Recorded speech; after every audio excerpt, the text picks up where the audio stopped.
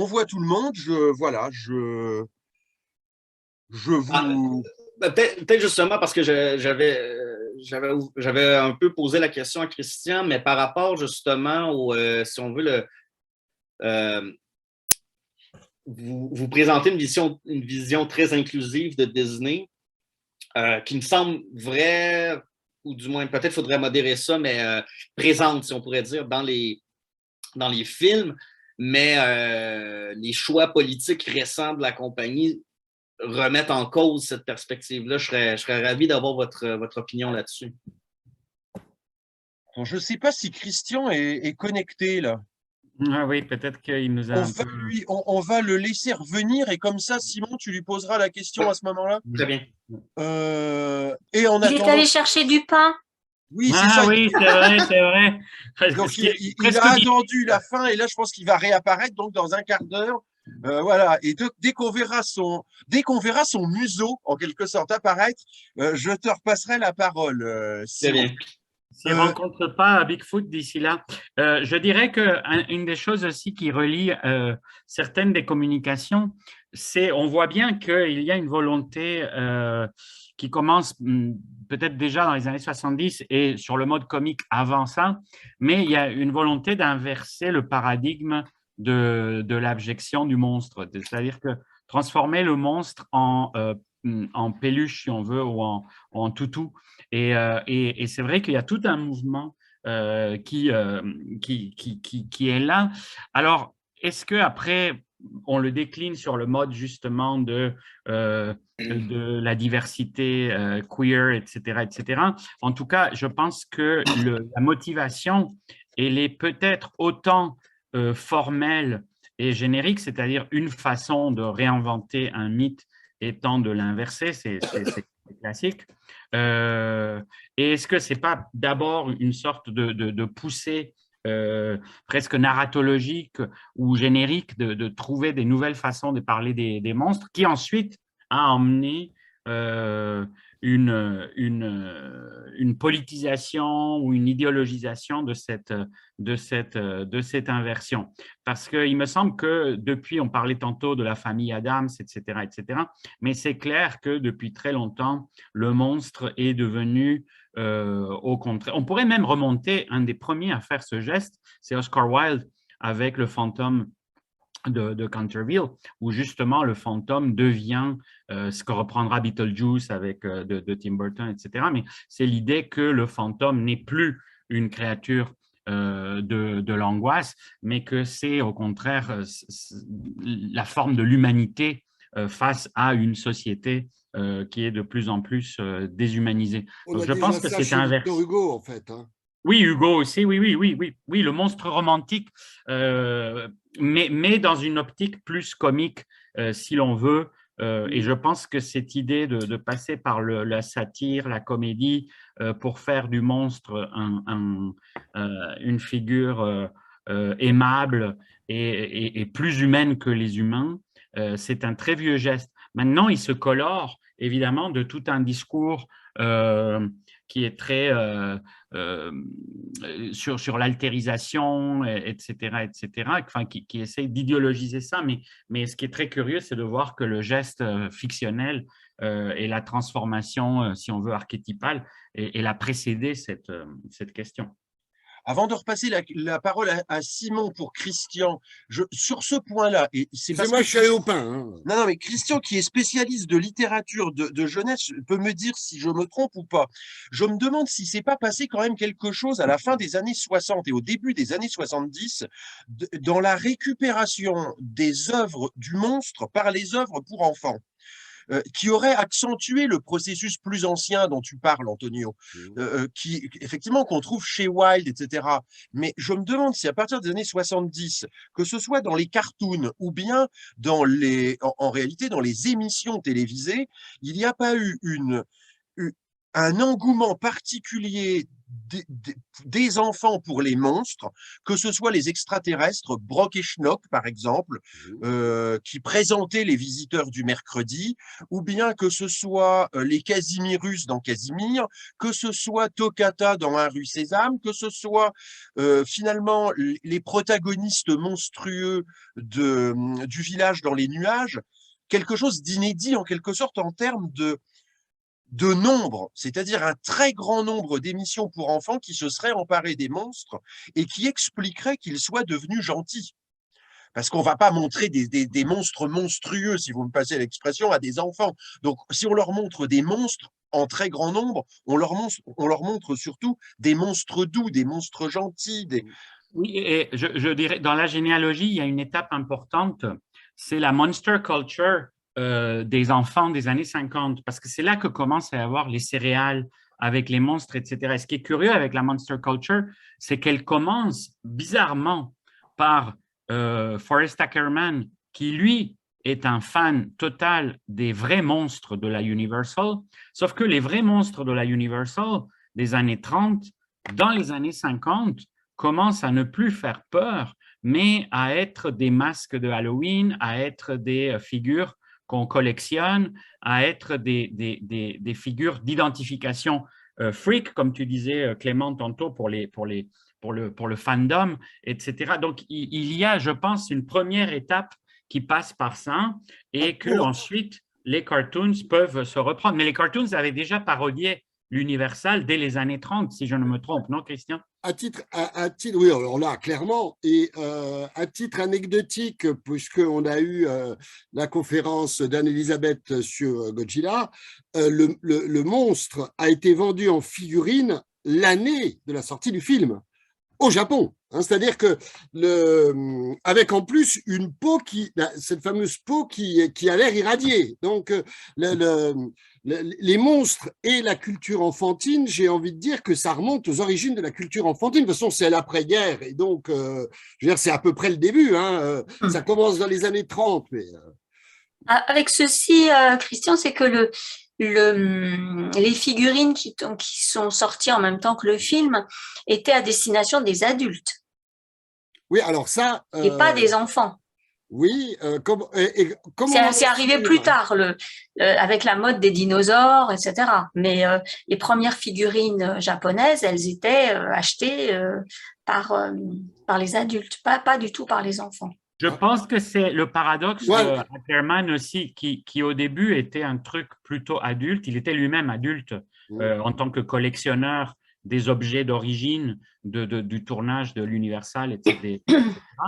Et je pense que la surprise, ça a été que son magazine, qui était très fanzine, qui était très pour les fans d'horreur et tout ça, que ce soit devenu un truc que les gamins adoraient. Un peu comme les EC Comics d'horreur, qui sont devenus un truc que les gamins aimaient bien dans les années 50. Ici Comics, c'est pour le coup 54 la fin, donc on a véritablement un moment où c'est partout et c'est vraiment horrifique. Enfin, les Ici Comics, c'est vraiment horrifique, c'est pas le truc. Donc moi j'ai envie de dire que le monstre, il a presque toujours été là. Enfin, même le truc qui fait… En fait, les enfants adorent avoir peur. Et les créateurs ne sont pas stupides, ils l'ont compris dès le début. Notamment, pour le cas spécifique de Disney, c'est très amusant puisque j'avais beaucoup travaillé là-dessus, ils sont progressivement revenus aux monstres, à l'horreur, au cours des années 90, extrêmement lentement. Et à ce moment-là, qu'est-ce qu'ils ont fait? Ils sont allés piocher dans le catalogue des années 30. Les années 30 et les années 50, le moment des célébrations d'Halloween avec Donald. Mais en fait, on a chez Disney une forte composante horrifique avant-guerre, qui s'efface progressivement à partir de la création de Disneyland, qui évidemment disparaît quand lui disparaît et qui va revenir à la fin du XXe siècle. C'est-à-dire qu'il y a on a quelque chose qui est plus ancien que ce qu'on croit. Il y a une éclipse à un moment. Alors, ce que disait Sébastien par ailleurs est très vrai. Pour le coup, chez Disney, ça ne marche pas comme ça, mais c'est très vrai ailleurs, et notamment dans les séries et dans les séries animées, enfin dans les émissions de jeunesse, les présentateurs d'émissions de jeunesse. C'est toute la vogue autour des marionnettes. Mais autant on a ça à ce niveau-là, mais en revanche, c'est le contraire du mignon. Hein. C'est vraiment l'inverse du mignon. C'est le moment où on se dit, ah ben, on va arrêter avec le mignon. Alors, ça donne effectivement Rue Sésame et des choses comme ça. Mais il y aurait probablement une étude à faire du monstre, de la généalogie du monstre dans la culture jeune, mais on en a depuis le début. Enfin, ça, Et tout à l'heure, je citais Notre-Dame de Paris, je citais le Notre-Dame de Paris de Victor Hugo, mais c'est pas par hasard qu'il a été repris en dessin animé. C'est que, en plus, c'est un projet ancien, c'est un projet qui remonte à l'époque de Walt. C'est-à-dire que on a vraiment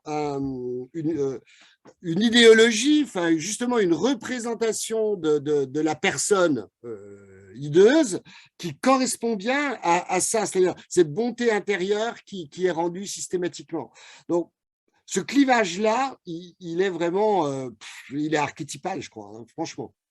Je suis un peu confus là. Je suis un peu déstabilisé par Anne-Elisabeth et son Godzilla parce que il me faudrait des billes. Moi, je l'ai vu vendu pour des enfants. Enfin, je l'ai vu dans des catalogues pour enfants. Donc voilà, je suis un peu. Pas dans les années 50, hein. Après.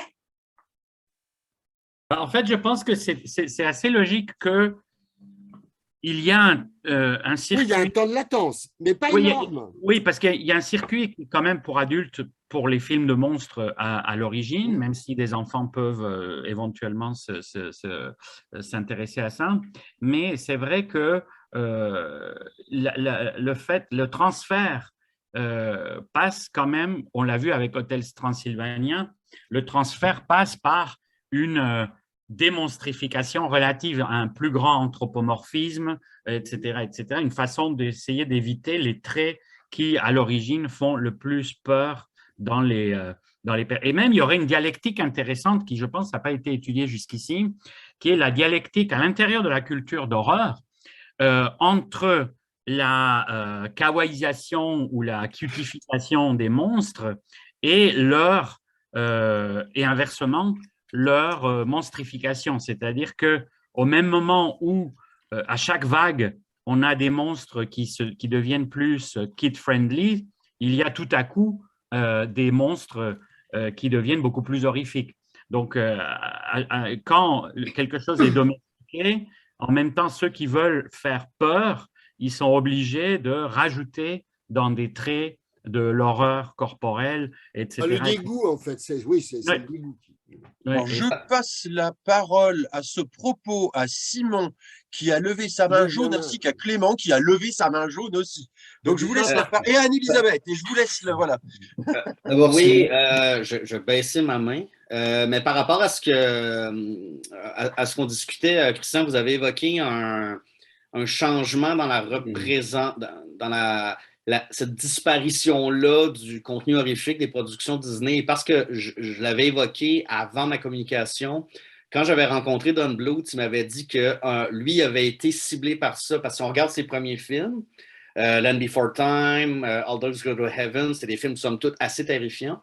Et ce qu'il m'avait expliqué, c'est qu'un changement qui avait été majeur dans la production des grands dessins animés américains, c'est l'arrivée des psychologues qui approuvent les projets et qui faisaient tout pour que les films deviennent le moins terrifiants possible. Et un moyen qui avait été employé, c'était l'apparition du sidekick drôle. Donc, le vilain, comme Jafar, va être accompagné d'un personnage comique pour enfin rendre chez Disney, mais partout. Il m'avait expliqué que quand il avait écrit dans les premières ébauches du scénario d'Anastasia avec le vilain Rasputin, qui est absolument terrifiant, la petite chauve-souris blanche n'était pas là. Ce sont les studios qui lui ont imposé l'inclusion de ce personnage-là précisément pour rendre Rasputin moins terrifiant. Et moi, un peu naïf, j'avais dit à Bluth, oui, mais des sidekicks, il y en a toujours eu dans La Petite Sirène, il y a les Murennes, puis il me dit, oui, mais souviens-toi à quel point elles font peur. Elles font encore plus peur qu'Ursula. Leur scène d'introduction, Poor Child, c'est vrai qu'on est loin, loin, loin de Iago dans Aladdin ou même des hyènes dans Le Roi Lion. C'est intéressant, les hyènes, parce qu'au départ, elles sont drôles, mais finalement, elles deviennent terrifiantes. Donc, mais c'est pour s'attaquer aux vilains, justement. C'est pour s'attaquer à Scar. Donc, c'est quelque chose que j'ai ensuite entendu par la suite de la part de d'autres producteurs qui font dans le contenu pour enfants. C'est que c'est très difficile de devoir travailler avec les impératifs de psychologues. Et ce qui est intéressant, c'est que quand vous avez évoqué si on veut, un retour de l'horreur vers la fin du 20e siècle, c'est que j'ai l'impression que Disney et Pixar, ils font plus tant du contenu pour enfants, ils font du contenu pour la famille. Donc, ça fait en sorte qu'on se dit, s'il y a un passage épeurant comme la fin de Toy Story 3 que j'avais vu dans une salle pleine d'enfants et ça pleurait, là, mais moi-même, j'ai cru que Woody et Buzz allaient y passer. Mais ils doivent se dire que papa et maman vont regarder le film avec les petits, donc on peut s'en permettre un peu plus.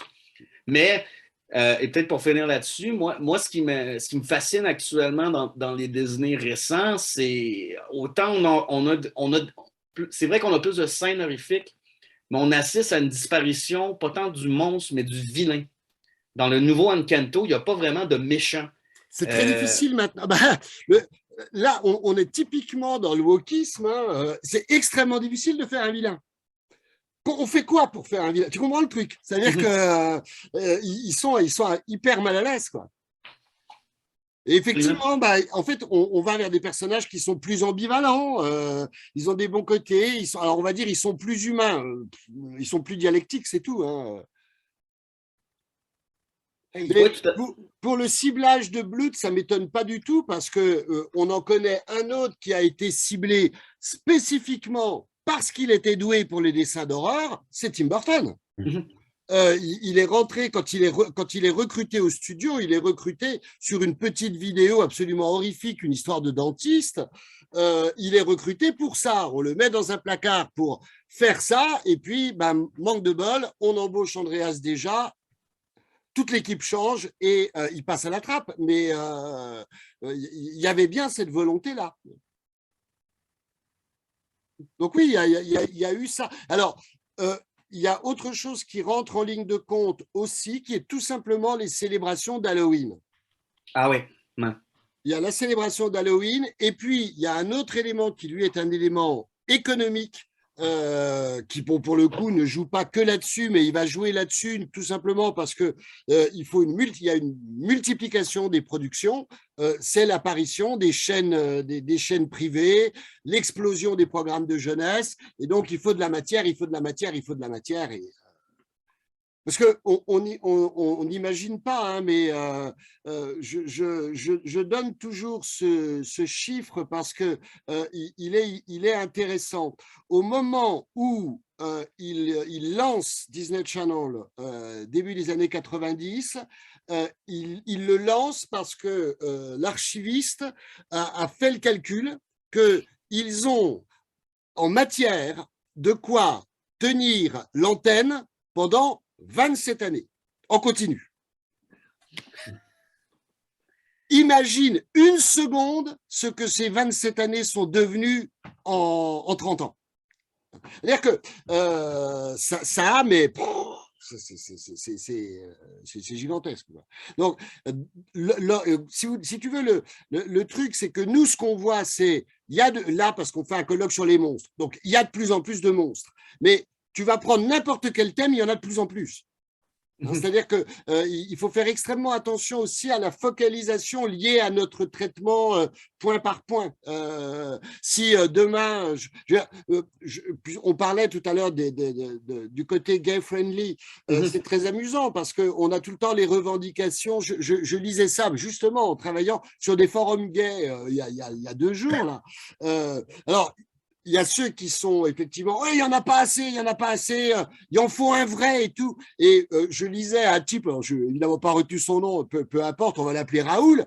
Raoul, il était malin et intelligent, il disait, attendez les gars, désolé, mais enfin, il y en a à plus savoir qu'en faire. Je veux dire, il faut arrêter de se dire qu'il n'y en a pas un vrai. C'est pas vrai. Il y en a plein. Simplement, bah, oui, si on se dit, si on veut voir ça, bah oui, il n'y en a pas assez. Mais bon, c'est comme tout, quoi.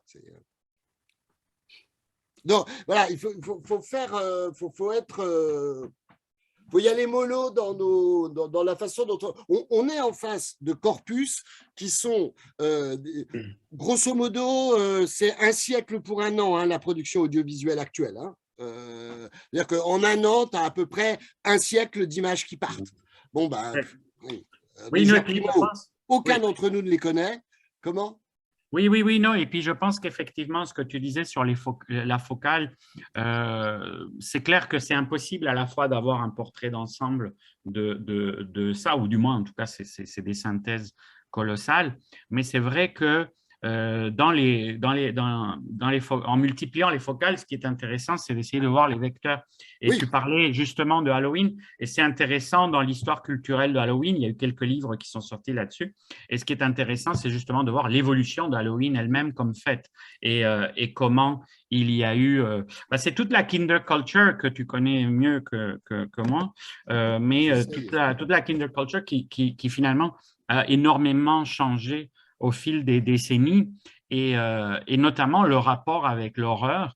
Ce serait un beau sujet, l'horreur dans la culture pour enfants, le gothique, comment ça a été toujours un peu pris dans cette dialectique.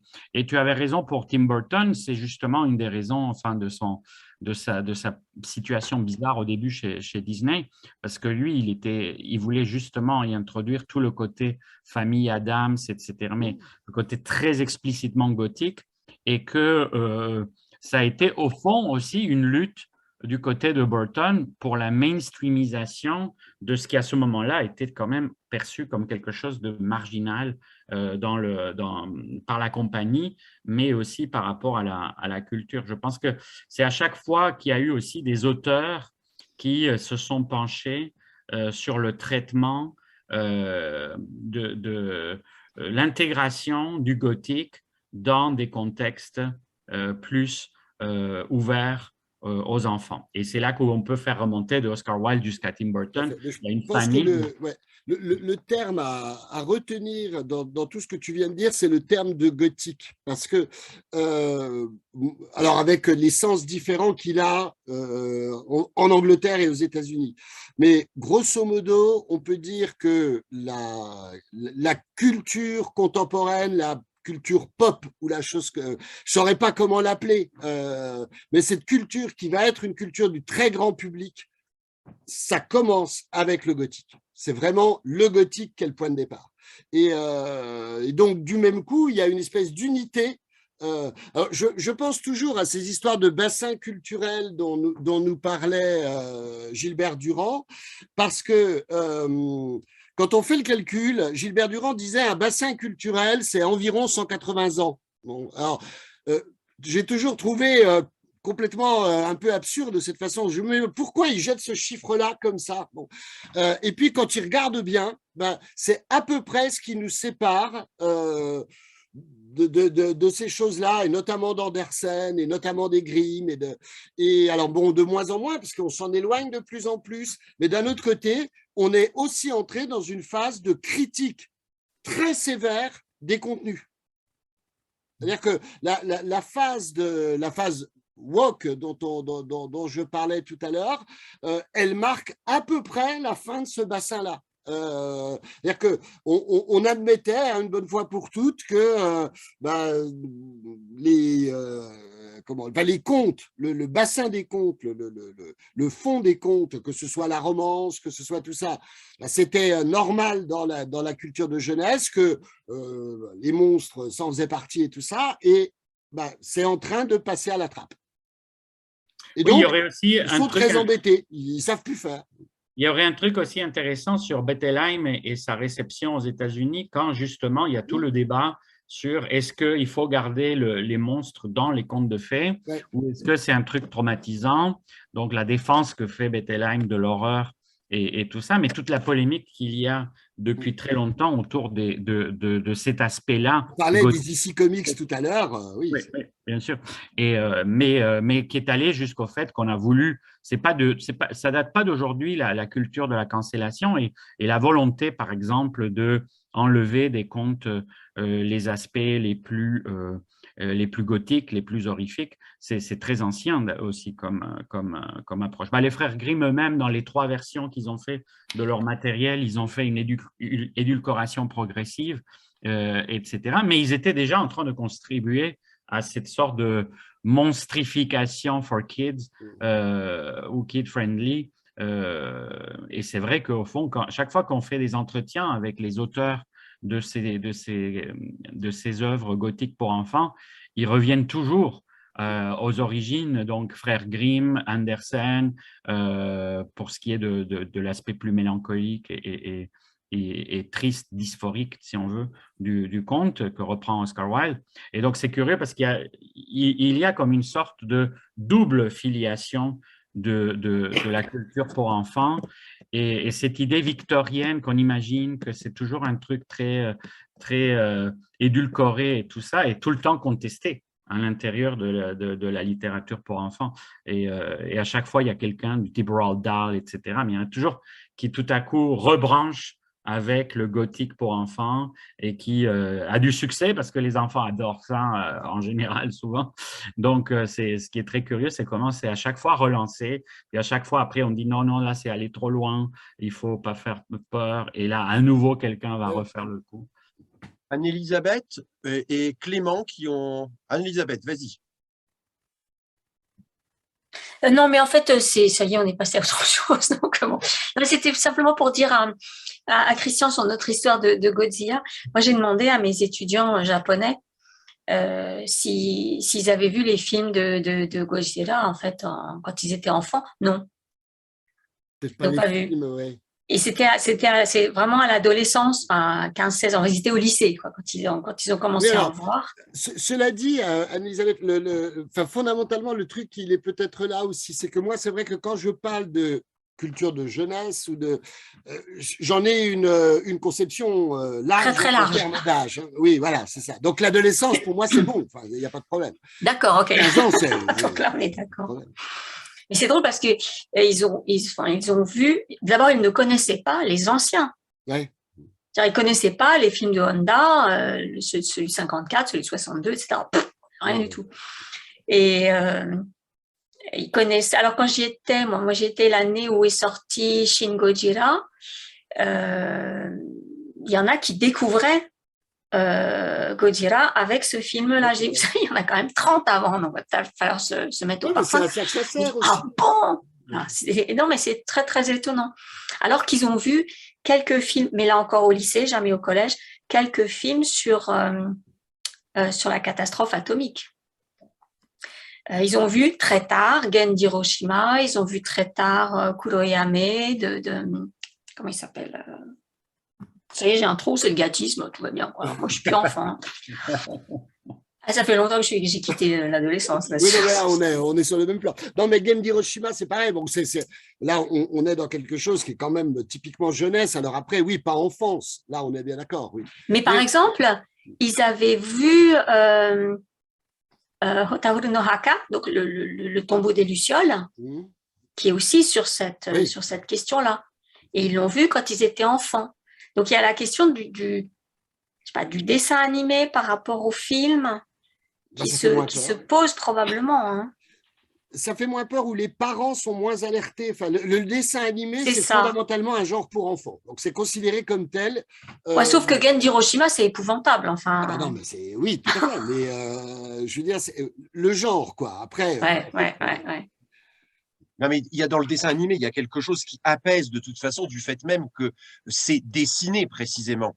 Là, on a quelque chose… c'est irréel à la base. Hein. Mais oui, on a quelque chose pour le monstre qui est de la même sorte que pour les hentai pornographiques. C'est-à-dire que c'est pas la même chose de voir un dessin animé pornographique que de voir un film avec des êtres humains en pleine action coïtale. Je veux dire, le dessin animé, il tient à distance en quelque sorte, sauf dans les cas très particuliers où se mêle le dessin et l'humain, de type le Masque par exemple. Ouais. Il y avait quelque chose d'assez saisissant dans ce milieu des années 90, là, le masque, où il y a où il y a à la fois des toons et puis des hommes. Ça met assez mal à l'aise, finalement. Roger Rabbit. Et bien sûr, et Roger Rabbit. Et là encore, c'est une monstrification d'une tradition, puisque Disney l'avait déjà fait, mélanger Space Jam, oui, aussi, oui. les prises de vue et tout ça. C'est un truc que Disney fait depuis les années 50, si je ne me trompe. Même. Il le fait depuis les années 20, à vrai dire. Et c'est pas lui le grand spécialiste. Le grand spécialiste, c'était les frères Fleischer. En fait, il a piqué l'idée aux frères Fleischer. Après, entendons-nous, le malaise, il est créé parce que il n'y a pas de malaise, par exemple, quand je regarde les Alice Comedies dans les années 20, bon, oui, ou Coco le clown des frères Fleischer, bon, il ne sait pas générer du malaise. Mary Poppins, ça ne génère pas du malaise. Le masque, ça génère du malaise. Voilà. Bon, donc, il y a un trailer très drôle de Mary Poppins détourné comme film d'horreur. Ah, je n'ai pas vu. Qui est très bon, je t'enverrai ça. Ah bah oui, là, je demande à voir. C'est très bon, le trailer avec les codes, mais en reprenant donc les images de Mary Poppins qui sont à la lisière de l'inquiétant. Oui. C'est tout un sous-genre YouTubeesque. Ouais. Clément. Oui, alors du coup, j'ai tellement plein de trucs à dire parce que forcément la discussion, elle évolue. Si je reviens simplement sur ce que tu as dit, Sébastien, par rapport au fait que le dessin apaise par rapport à la monstruosité ou par rapport au côté dérangeant, est-ce que c'est pas en partie pour ça que le Japon est nettement plus souple que les pays européens et notamment la France sur les hentai? Il y a des trucs à hentai dans les librairies japonaises spécialisés qui ne passeraient pas du tout en France, disons-le, c'est clairement de la pédophilie, quoi. Donc du coup, voilà, il y a ce rapport au dessin qui est quand même particulier. Et puis, j'allais dire aussi sur la question, alors je passe du coq à l'âne, hein, j'allais dire aussi sur la question, justement, le fait que on est beaucoup dans le questionnement, le wokisme. J'ai vu quelque chose d'extrêmement drôle sur un forum. Alors, c'est pas tant la polémique qui était drôle, parce que c'est une polémique, j'ai envie de dire, malheureusement un petit peu habituelle, qui est sortie par rapport à un film d'animation de Buzz l'éclair, où il y aurait eu débat sur apparemment le fait que deux personnages masculins s'embrassent. Et il y a un internaute qui a répondu mais vous savez, moi, j'ai grandi avec l'idée qu'un âne et un dragon pouvaient avoir des enfants, et ça s'est très bien passé. En parlant de Shrek, et je me suis dit, il a tellement raison. Il a tellement raison. On a grandi, moi j'ai grandi avec Shrek, qui est une saga que j'adore par ailleurs. Et c'est vrai que, mon Dieu, dans cette saga-là, il y a un âne et un dragon qui ont enfanté. Comment ils l'ont fait, ça reste un des grands mystères de mon enfance. Mais en tout cas, ils ont eu des êtres hybrides, et effectivement, les enfants n'ont pas été plus perturbés que ça, me semble-t-il. Donc j'ai trouvé ça extrêmement drôle de la part de cet internaute-là. Et juste, je voulais discuter un peu avec Antonio sur le fait que justement, on avait une kawaïitude des monstres, le fait que les monstres devenaient moins terrifiants. Je pense que tout ce que vous avez dit est génial et ouvre plein de pistes de réflexion, mais j'aimerais aussi venir sur un film dont on n'a pas parlé ici, qui est Monstres et compagnie, qui pour moi, Monster Inc., comprend tout à fait cette dialectique-là en se disant que les cris des enfants sont l'énergie de la ville, en tout cas dans le premier, avant que ce ne soit les rires. Mais justement, j'adore cette idée, Monster Inc. m'a énormément marqué aussi, j'adore cette idée qu'au début du film, faire peur aux enfants, c'est le métier des monstres, justement. C'est comme ça qu'ils vivent, c'est comme ça qu'ils fondent leur société. Donc ça, je le trouve génial. J'avais aussi un point sur le fait que justement, comme le disait Christian, on trouvait de moins en moins d'ennemis parce que c'était très dur de faire un vilain. Pour moi, l'exemple de ça, et Christian en a parlé, c'est Inside Out, qui pour moi est l'un des meilleurs Pixar, voilà, qui m'a énormément marqué. Il n'y a réellement aucun ennemi dans Inside Out, sinon la vie elle-même et les émotions qui vont se retourner contre Riley, contre la petite fille. En fait, l'ennemi du film, c'est Riley elle-même qui affronte les problèmes de la vie et ses émotions qui réagissent de manière beaucoup trop brute au point de vouloir lui faire une fugue. Et justement, c'est une très grosse réflexion par rapport à ça. Et je trouve que Inside Out a plein d'idées par rapport à ça. Et sur le fait qu'il n'y ait pas vraiment de super vilain, en fait, dans Inside Out. En fait, je me pose la question, ce serait quoi le dernier vilain qu'on a vu dans disons, un film cinématographique de Disney ou Pixar? Il y en a dans Zootopia, il y en a dans… Oui, Zootopia. Ouais. L'exemple, le vilain qui fait justement, c'est dans Les Mignonnes, c'est celui qui fait Oui. le vilain, mais au fond, il est foncièrement gentil. C'est-à-dire qu'on voit bien. Mais c'est pas Pixar. C'est DreamWorks. Ouais. Oui, dans Zootopia, il y en a un vrai. Là, pour le coup, c'est bien Pixar. Après, il faudrait que faut que je me remette pour me reprendre la chronologie. Mais bon, ouais, non, a priori, ça s'arrête peut-être. Enfin, je ne veux pas dire ça parce que, voilà, bon, mais oui, depuis, en tout cas, il n'y en a pas, effectivement, il y a plein de Pixar où il n'y en a pas, pour le coup. Parce que, j'allais dire, même dans Moana, il y a, à part le crabe qui est un peu rigolo. Ah, dans Moana, il y a quand même… C'était Fiti, quand même. Ouais, l'île, quand même. Enfin, oui, mais ultimement, elle devient gentille. On va pas twister la fin, mais, parce que c'est pas vraiment un méchant. Mais je pense que ce qui se passe, c'est beaucoup cette volonté de transformer le vilain en gentil. C'est-à-dire que c'est la gentification du vilain qui ressort beaucoup, que ce soit pour les Mignonnes, que ce soit même pour Maléfice, etc. C'est-à-dire c'est toujours l'idée qu'on prend le vilain de l'histoire et au fond, on adopte son point de vue et on voit que finalement, c'est plus… Il a des raisons. Il a des raisons, exactement. C'est une victime. C'est d'ailleurs le cas dans Moana. Pour le coup, oui, complètement. Est-ce que vous avez remarqué que même dans le cas des Mignons, ils ont complètement volé la vedette aux méchants, à tel point que c'est devenu une licence à part entière. Il y a un phénomène viral autour des Mignons.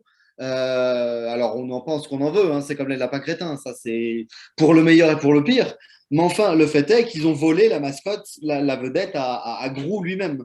C'est assez fou de voir ça.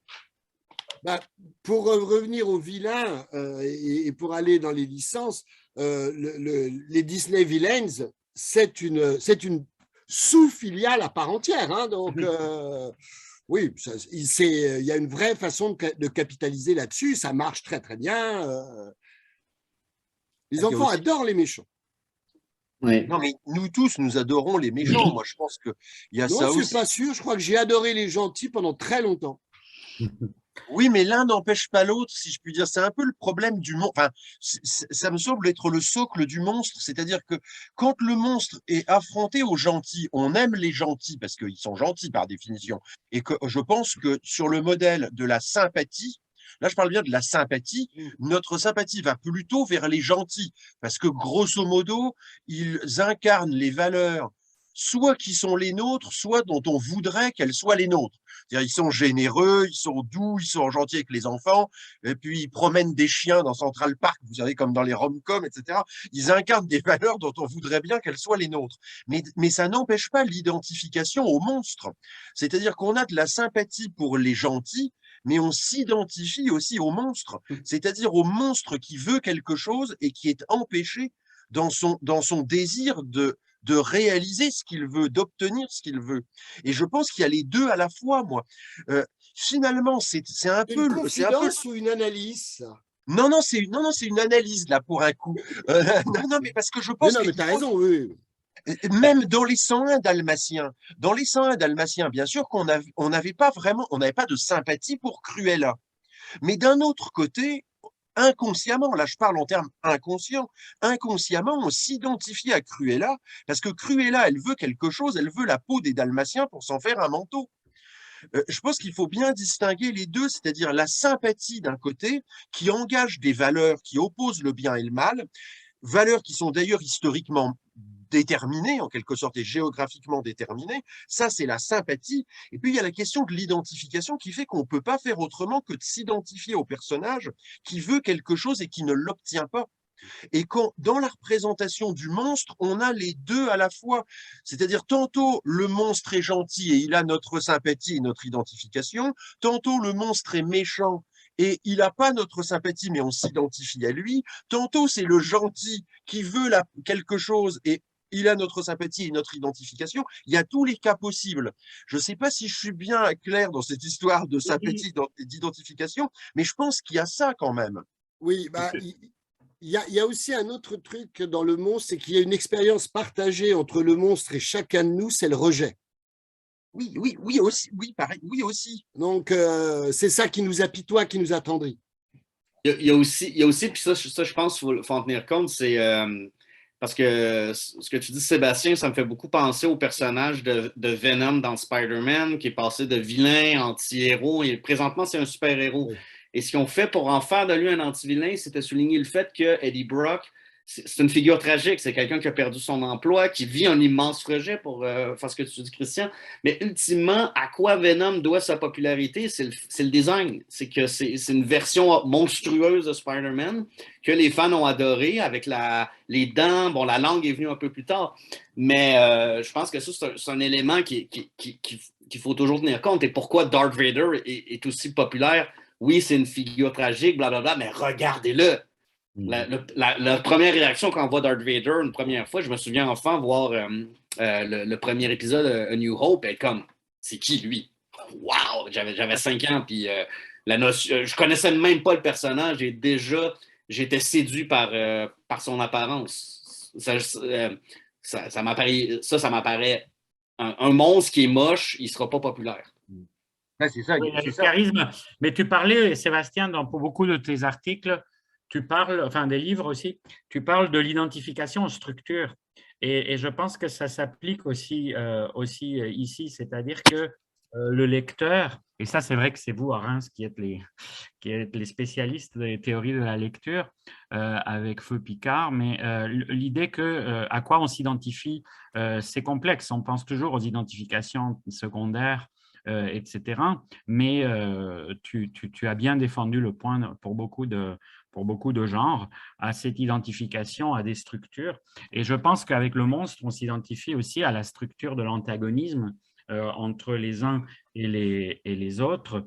Et c'est aussi ce qui est assez curieux avec Ackerman et la monster culture, quand il fait les famous monsters, etc., c'est que justement, ce qui devient vraiment la vedette, ce n'est pas du tout les gentils, ça on s'en fout complètement, ce sont les monstres. Et à partir du regard, il y aurait tout un livre à écrire sur Ackerman. Bon, j'imagine qu'il y a déjà plein de gens qui travaillent dessus, mais c'est intéressant de voir que à partir de Ackerman, il y a un regard cinéphile qui change. Et ça, c'est vrai aussi, Simon, tu travailles aussi sur ça. Mais cette idée qu'à partir de ce moment-là, il y a un regard cinéphile et un regard monstrophile. Et dans la façon dont ces magazines et les fanzines rendent compte de ces films-là, c'est un fétichisme absolu pour les monstres, c'est-à-dire pour les effets de maquillage, pour les effets spéciaux. Et il n'y a que ça qui intéresse ces magazines-là. C'est-à-dire que tu n'auras jamais une photo des gentils dans ces magazines. Toutes les photos, c'est comment fabrique-t-on ces monstres, comment peut-on se procurer… Sauf les femmes. Oui, les femmes. Sauf Oui, les femmes. oui. Ça, c'est un autre. Oui, ça, c'est La Belle et la Bête. C'est le syndrome justement qu'on voyait hier avec les Frankenstein érotiques. Donc ça, c'est le dialogue réel qui se crée, qui est une autre structure. Mais ce qui est curieux, c'est que les défenseurs comme tels du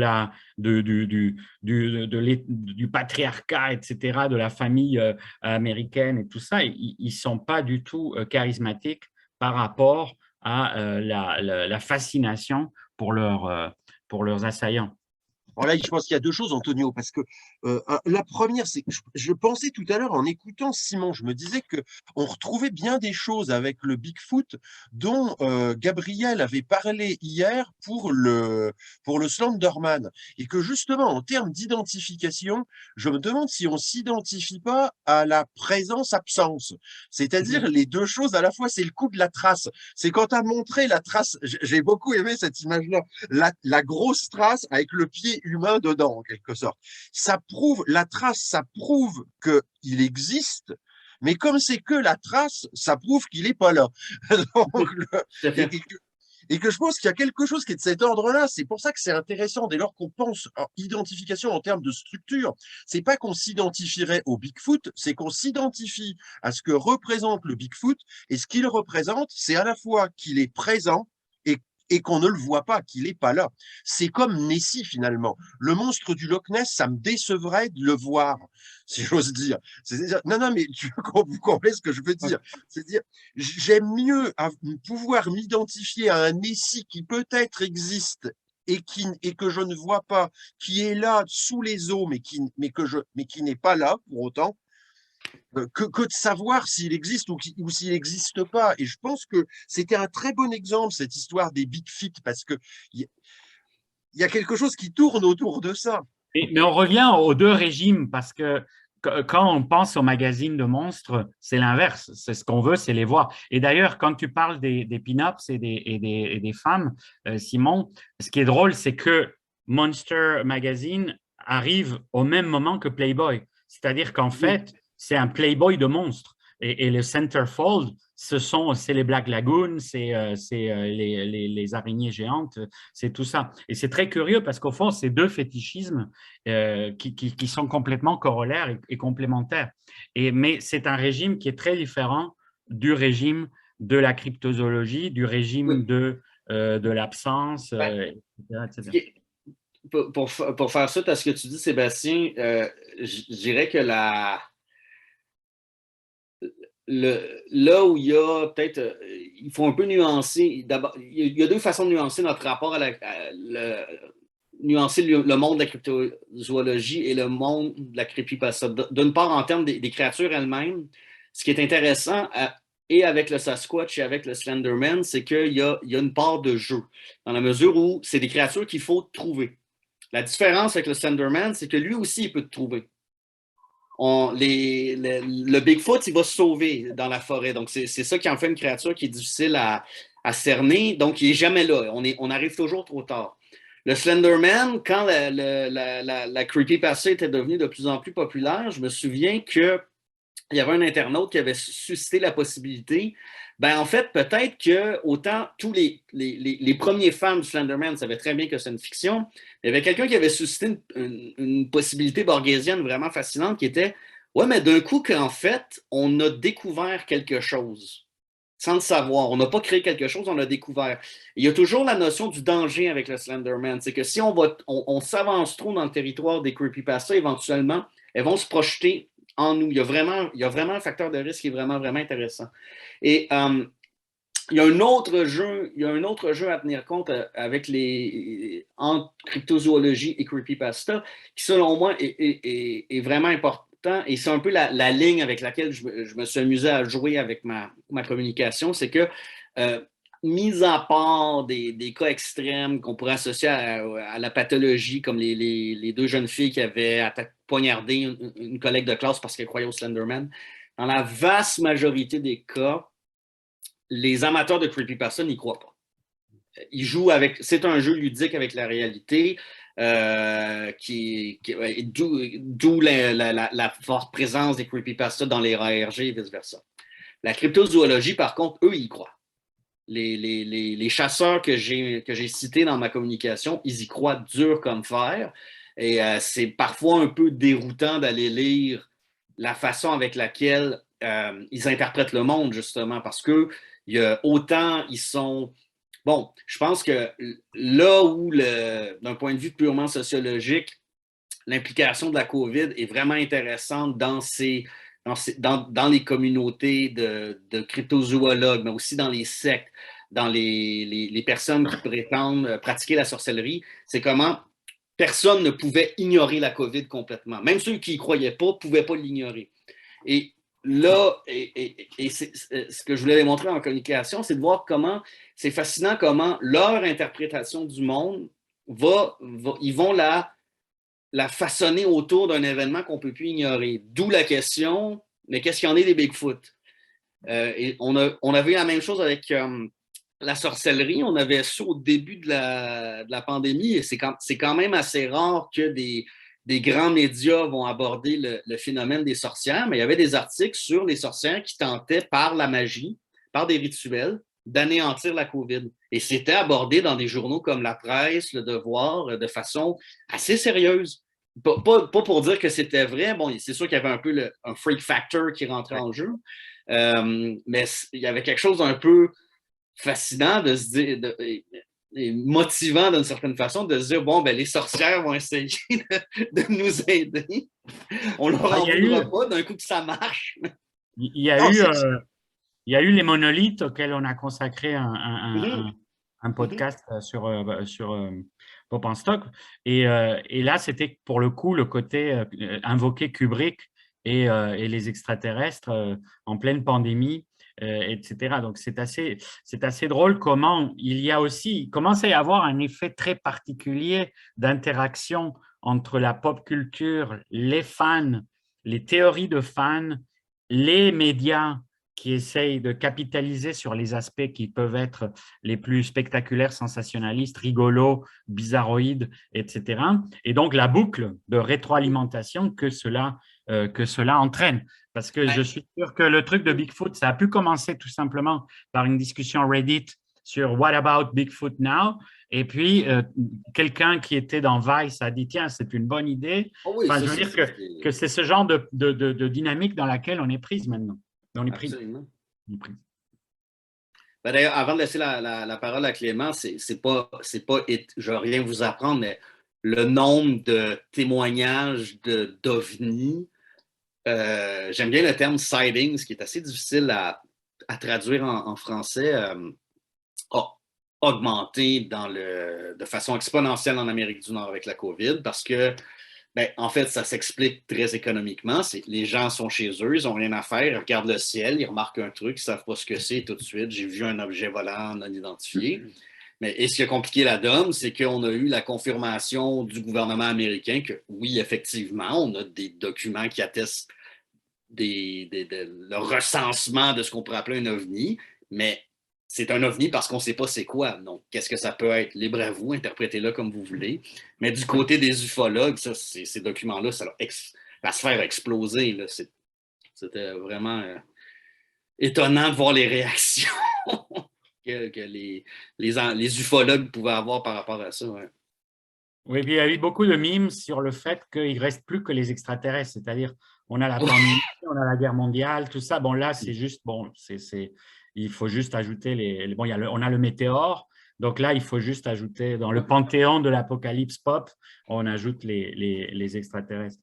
Mais c'est dommage d'ailleurs que Gabriel ne soit pas là parce qu'il pourrait confirmer une certaine déception que les deux on a eue par rapport au Slenderman et à la COVID. C'est qu'on se disait que le contexte du confinement, c'était idéal pour inspirer des nouvelles histoires avec le Slenderman et finalement, non.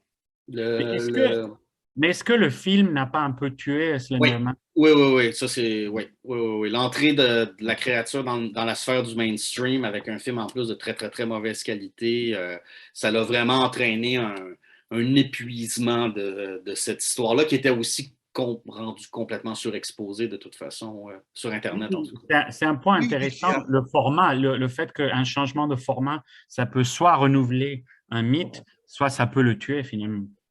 Tout à fait. En plus, il avait été diffusé sur Netflix ou sur Prime, je ne sais plus, le film. Ben, il est sorti en salle en Amérique du Nord. Moi, je l'ai vu au cinéma. Et il y avait quelque chose d'insensé d'aller dans un multiplex voir un film du Slenderman. Ça ne marchait pas dans mon esprit. Est-ce qu'il y a d'autres questions? Clément? Ouais. Oui, tiens ta main. Je me disais que, du coup, je vais la baisser, enfin virtuellement en parlant. Je me disais que tout ce qu'on dit là depuis tout à l'heure entre Simon, Antonio et puis toi, Sébastien, c'est est-ce que finalement il n'y a pas une redynamisation vraiment énorme de quelque chose qui a toujours été finalement dans les imaginaires et qui a toujours excité la culture, c'est les mythes urbains finalement, la notion même de légende urbaine. Ça peut être l'alligator des égouts de New York. Ça peut être le Slenderman, ça peut être le Bigfoot. Moi, quand j'étais petit, on me faisait faire en colonie de vacances dans la forêt des chasses au Dahu. Alors, le Dahu, je ne sais pas si vous avez ça au Québec. Non, on n'a pas de ça. Non. Je crois que c'était une espèce de de daim ou de cerf qui avait la particularité de… Chamois, c'est un Un chamois. chamois, voilà, ouais. Un chamois qui avait la particularité d'avoir une patte, enfin, une Les patte pattes plus avant plus voilà, courtes pour pouvoir monter à la c'est ça. montagne. C'est ça. Et en fait, c'est un animal, évidemment, complètement, c'est une mystification, mais on adorait emmener les enfants à la chasse au Dahu à grands coups de mise en scène, à grands coups de… Donc, en fait, il y a vraiment une fascination. Et puis, de la même façon, il y a eu la bête du Grésivaudan en France aussi qui a fait parler d'elle pendant des années, des années. Il y a vraiment une espèce oui, de fascination collective tout le temps, tout le temps, tout le temps, pour ce qu'on ne peut pas attraper. Je suis d'accord avec toi, Sébastien. Ça ne m'intéresserait pas de voir le monstre du Loch Ness. Je n'ai pas envie de voir Nessie, moi. Je veux voir juste l'eau qui se ride, la queue qui sort, je ne sais pas, quelque chose. Mais il y a vraiment quelque chose de fascinant. On adore se faire peur, on aime le mystère, en fait. On a besoin. Tu disais, Simon, tu citais le fait que on n'est pas dans un monde explicable, parce que si on était dans un monde explicable, il n'y aura pas besoin d'énigmes. Moi, je pense que c'est ça qui donne tout le sel aux études sur la pop culture et à tout ça, c'est que justement, il y a des choses qu'on n'arrive pas à expliquer, il y a des choses qui ne sont pas définitives et qu'on a toujours besoin de réactualiser, de réactiver. Et c'est ça qui est génial dans notre passion, notre métier et dans toutes ces créatures-là, quoi, finalement. D'ailleurs, c'est ce qu'on trouve, ces mythes urbains, là, c'est ceux qui sont au cœur de la série dont a parlé Lorraine. American Horror Story, finalement, saison par saison, c'est l'affaire. C'est-à-dire, c'est l'esclavage nord-américain, c'est l'asile de fous, c'est la maison possédée, c'est le camp de vacances, c'est le cirque. C'est-à-dire, donc c'est le clown, donc c'est le monstre. Enfin, c'est tous ces éléments-là avec lesquels on se débat. Et en fait, qu'on adore parce qu'ils sont très romanesques. Ça, je pense qu'il y a ça aussi. C'est-à-dire que si on préfère petit à petit le monstre ou le mal au bien, c'est aussi parce que le bien, il n'est pas très romanesque. Il n'est pas très, c'est pas très séduisant. C'est le problème de Dante. Hein. C'est pour ça que tout le monde a lu l'enfer et personne n'a lu le paradis. Ah oui, je pense. Oui, c'est vrai. D'ailleurs, non, mais même les jolis monstres dont je parlais hier, parce qu'il y en a, Jennifer's Body, etc. En fait, Megan Fox, elle est intéressante dans ce film-là, précisément parce qu'elle est monstrueuse. Et c'est ça qui la rend romanesque. Dans Carrie, ce qui la rend romanesque, c'est son problème à la fois monstruel et son problème de possibilité de déplacer. Megan Fox a d'autres avantages, reconnaissons-le. Oui, elle a d'autres avantages. Oui, non, mais absolument. Non, mais ça, j'en suis sûr. Non, mais ces avantages-là, si elle jouait un rôle dans lequel elle était strictement gentille, fidèle, sans pouvoir, c'est-à-dire, ça serait pas très intéressant. Je pense qu'il y a quelque chose d'attaché à la monstruosité ou au mal qui fait que c'est plus romanesque. C'est plus romanesque quand on voit pas le mal et qu'on le devine. C'est le Bigfoot, c'est Nessie, etc. C'est plus romanesque quand on imagine que quand on voit. Et c'est plus romanesque aussi quand il y a un danger. Et ça revient aussi à ce que tu disais, Sébastien, c'est le fait qu'on n'a pas de preuves, ou si on en a, elles sont déjà, ils sont déjà plus là, quoi. Donc en fait, le fait qu'on n'ait pas de preuves, ça stimule aussi cet imaginaire-là, et c'est ce qui nous plaît finalement. Oui. Parce que d'un côté, c'est ce que disait Simon, il croit dur comme fer au Bigfoot. Mais après tout, il y a eu tout un moment de l'histoire humaine dans lequel des Romains étaient absolument persuadés que les arbres qu'ils voyaient, c'était des nymphètes qui s'étaient métamorphosées en arbres. Et, tu vois ce que je veux dire? Non, mais il y a toujours eu cette histoire de la croyance double en quelque sorte. Je crois que ça existe, mais je le vois pas. Donc, bon, non, mais il y a quelque chose du Bigfoot qui est presque de l'ordre du Père Noël pour les enfants. C'est-à-dire, je crois qu'il existe parce que j'ai des cadeaux. D'un autre côté, ouais. Et aussi, parce que c'est un peu une des conclusions de mon mémoire sur les snuff movies qu'on peut intégrer dans ce régime-là, c'est que l'imaginaire va forcément en venir à vouloir chercher autre chose. Donc, si on a la confirmation, l'imaginaire va aller ailleurs. Donc, si jamais on en venait à attraper un Bigfoot, on peut l'amener au zoo Et là, on a la preuve, là, il existe, c'est beau. Les chasseurs de Bigfoot vont tenter, ils vont se mettre aux licornes. Ils vont dire, ouais, ou le méga Bigfoot. Il y a un Bigfoot encore plus rare qui existe. Et ça, c'est la logique des conspirationnistes. Et d'ailleurs, qui est tellement vrai que ça leur donnerait une preuve, parce que s'ils trouvaient un Bigfoot qui puisse mettre dans un zoo, ils se mettraient à chasser les licornes en disant, de même qu'on nous avait dit que les Bigfoot n'existaient pas et que j'en ai trouvé un, on peut maintenant me dire que les licornes n'existent pas, mais en réalité, elles existent, parce que de même que... Oui, quand j'écrivais mon mémoire, j'avais écrit juste vous donner une idée, j'avais écrit mon mémoire sur les snuffs et quand je l'achevais, il y avait l'affaire Magnota avait éclaté à Montréal.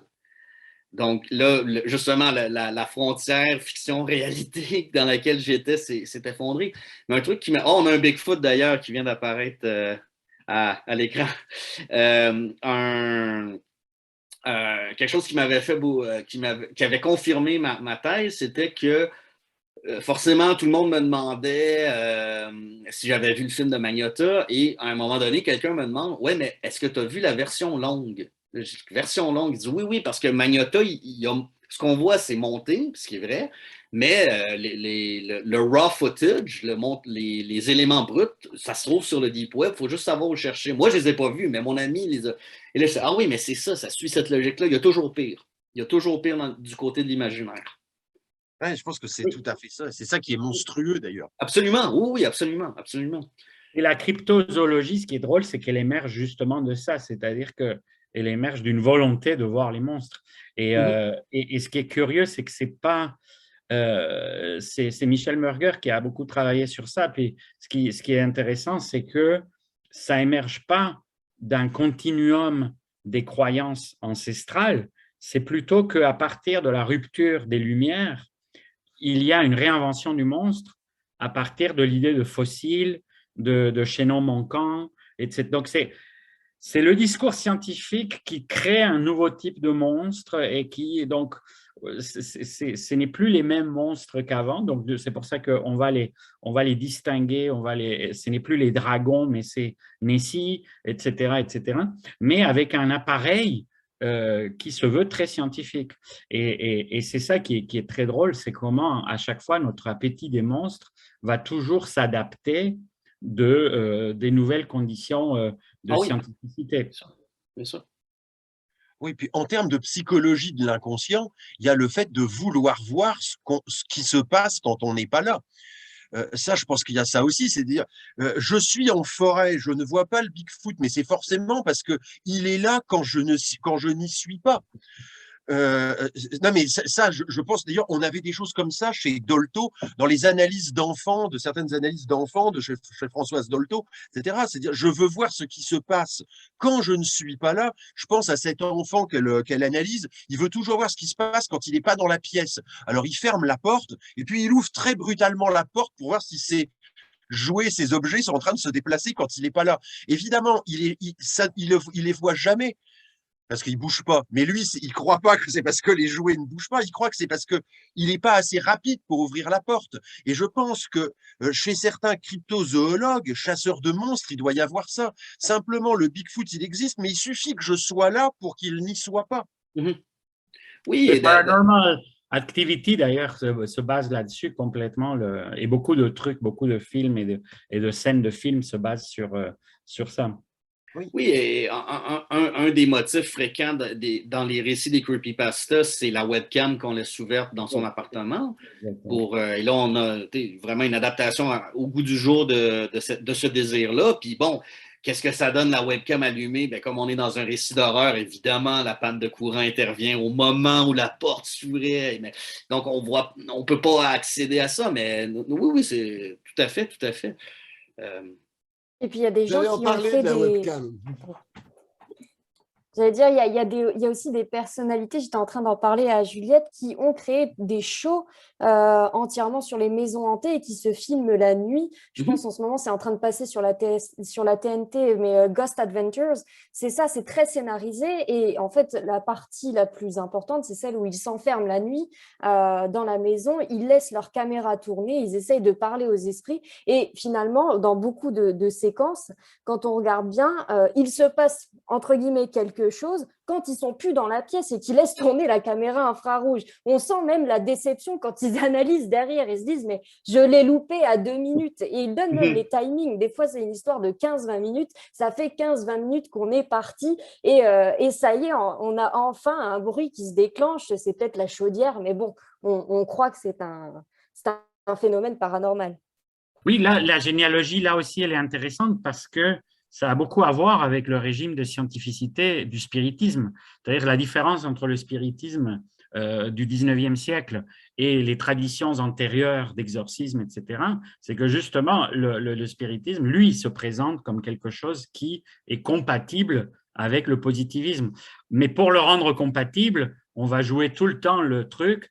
Oui, mais justement, là, on n'était pas là au moment où ça s'est manifesté.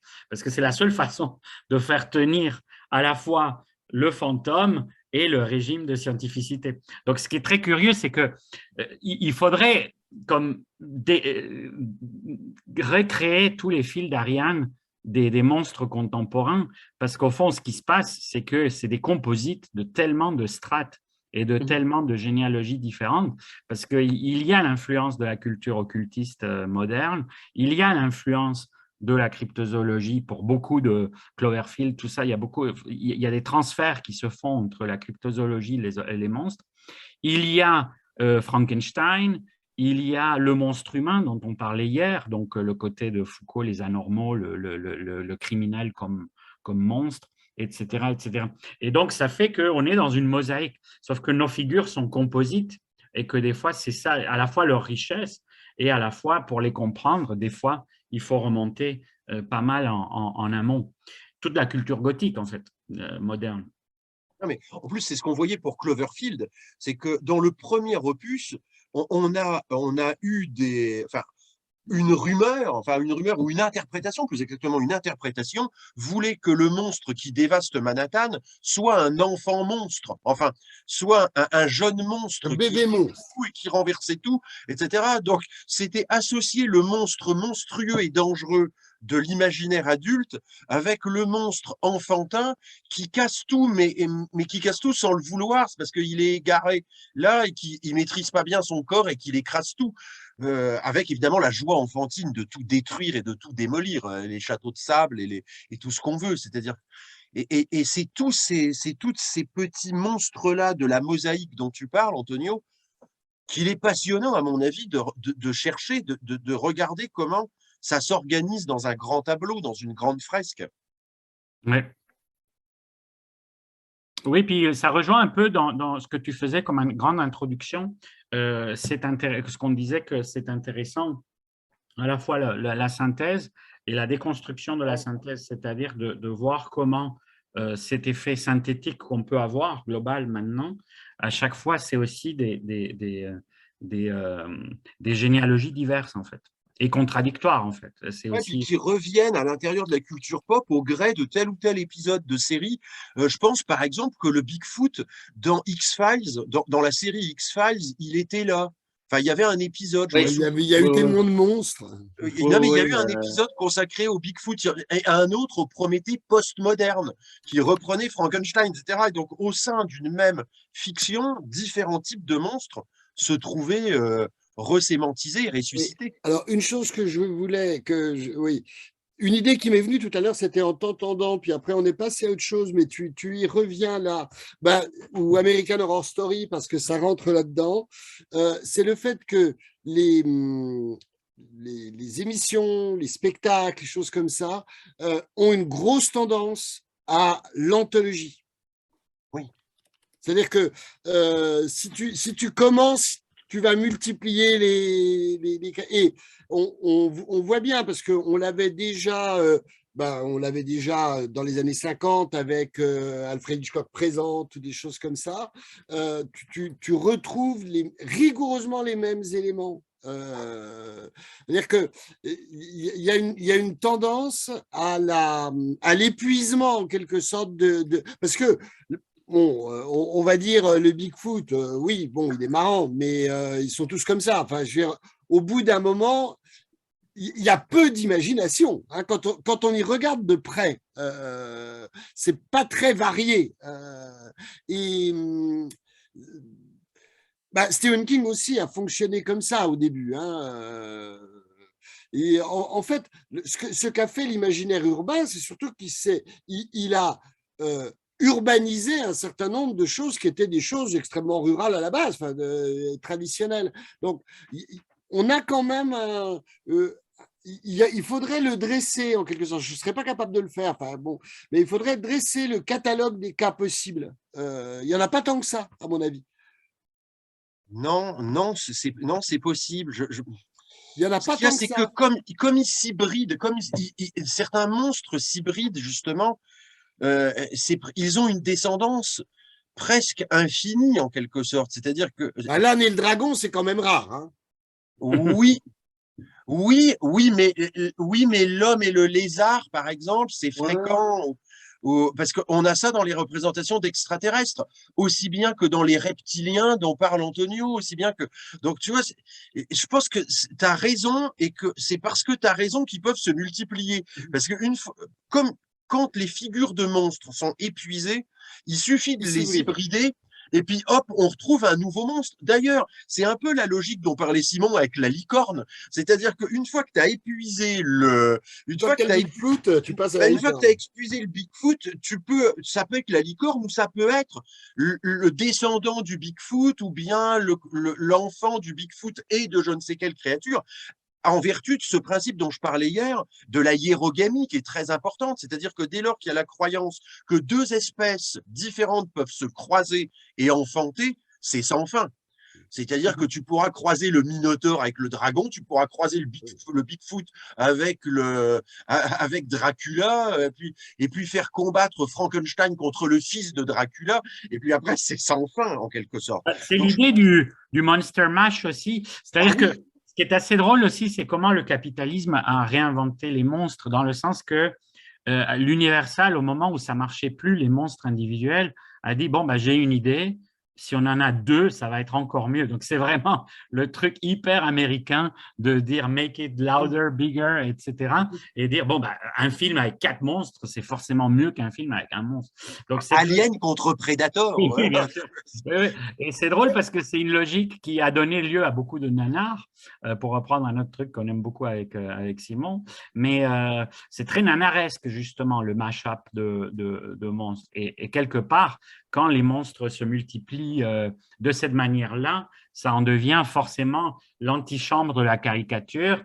Et c'est parce qu'il y a eu les mash-up qu'après, il y a Abbott et Costello qui rencontrent Frankenstein et Dracula et qu'on voit les trucs comme ce que je vous ai montré hier avec les Nudie Cuties, et où on a Dracula et Frankenstein qui dansent avec des femmes nues dans un party des années 60. Donc, finalement, c'est aussi comment on capitalise le monstre, comment le monstre devient une sorte de valeur aussi, et